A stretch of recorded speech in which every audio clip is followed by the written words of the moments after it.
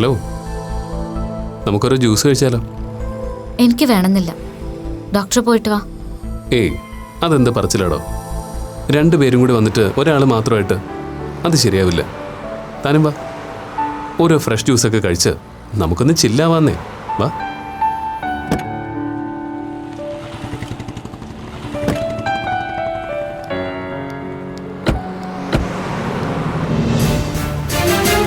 വാ.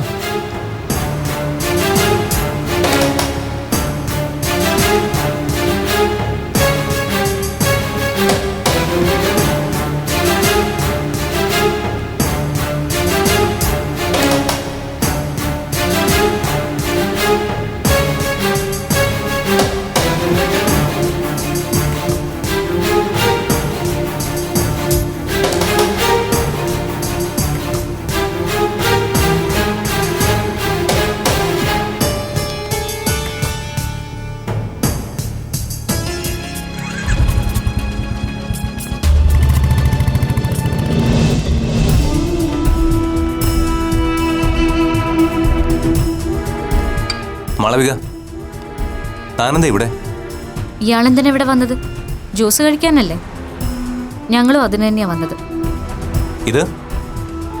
ഇതെന്റെ front doctor Jobin. Doctor, ഇത് അരുൺ ഭാസ്കർ, എന്റെ സീനിയറാ. ഓ, hello Arun. Hello. If you don't mind ഒരു ജ്യൂസ് ഓർഡർ ചെയ്യട്ടെ? No thanks. മാളവിക, ഒരു minute. No problem, carry on.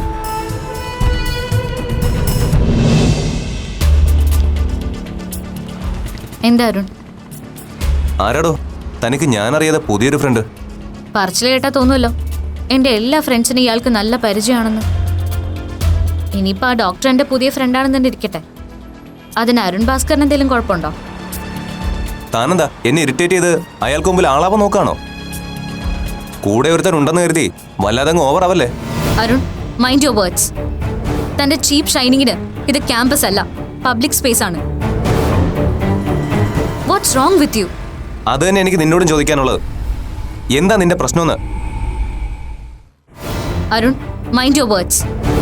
തന്റെ ചീപ്പ് ഷൈനിങ്ങിന് ഇത് ക്യാമ്പസ് അല്ല, പബ്ലിക് സ്പേസ് ആണ്. What's wrong with you? അത് തന്നെ എനിക്ക് നിന്നോടും ചോദിക്കാനുള്ളത്. എന്താ നിന്റെ പ്രശ്നമെന്ന്? ആദ്യം അപ്പു, ഇന്നിപ്പോ എവിടെന്നോ പൊട്ടി വീണത് പോലെ ഒരു ഡോക്ടർ. ഇവരോടൊക്കെ കൊഞ്ചിക്കൊഴയാനും മുട്ടിരുമ്പി നടക്കാനും തനിക്ക് ഒരു കുഴപ്പമില്ല. എന്റെ കാര്യം വരുമ്പോ മാത്രം മെന്റൽ ഡിപ്രഷൻ ആണെന്ന്.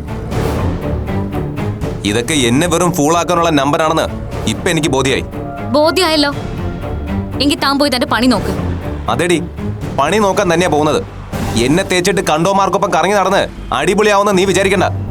ഡേ മോളെ, നിന്റെ ഈ പുട്ടിയിട്ട് ഒരിക്കൽ മുഖമുണ്ടല്ലോ, ആസിഡ് ഒഴിച്ച് കരിച്ചു കളയ ഞാൻ. അതോടെ തീരും നിന്റെ ഈ സൂക്കേട്. അരുൺ ഭാസ്കറിന് അങ്ങനെ ഒരു മുഖം കൂടിയുണ്ട്, ഓർത്തോ നീ? എന്താ പ്രശ്നം ഇവിടെ? എന്റെ പ്രശ്നം എന്താണെന്ന് ഇവിടെ പറഞ്ഞിട്ടുണ്ട്, ചോദിച്ചാ മതി.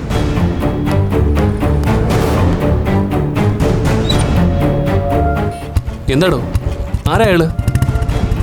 കോളേജിൽ സീനിയറായിട്ട് പഠിക്കുന്ന ഒരാളുടെ പ്രപ്പോസൽ വന്നു എന്ന് പറഞ്ഞില്ലേ, അതാ കക്ഷി. ഓ, താൻ ഒഴിവാക്കി വിട്ടെന്ന് പറഞ്ഞ ആള് ഇയാളായിരുന്നു അത്? എന്താ ഇപ്പൊ അയാളുടെ പ്രശ്നം?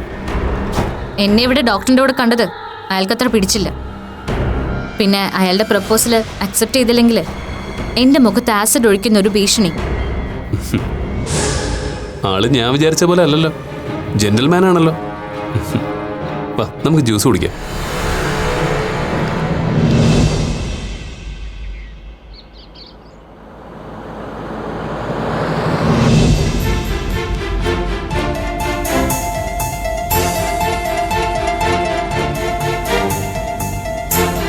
എന്താടോ, എന്തുപറ്റി? പെട്ടെന്ന് മൂഡ് ഓഫ് ആയല്ലോ. ഒന്നുമില്ല. അരുൺ ഭാസ്കർ തന്നെ നന്നായിട്ടൊന്ന് വെരട്ടിയ മട്ടുണ്ടല്ലോ. Anyway, congrats Malavika. കൺഗ്രാറ്റ്സോ? എന്തിന്? അയാളുമായിട്ടുള്ള പ്രപ്പോസൽ വേണ്ടെന്ന് തീരുമാനിച്ചതിന്. അങ്ങനെ ഒരാള് തനിക്ക് തീരെ മാച്ചല്ല. കുറച്ചുകൂടെ വെയിറ്റ് ചെയ്താ ചിലപ്പോ തനിക്ക് പറ്റിയൊരാള് ഒരു നല്ല പ്രപ്പോസലുമായിട്ട് വരുമെന്ന് തോന്നുന്നു.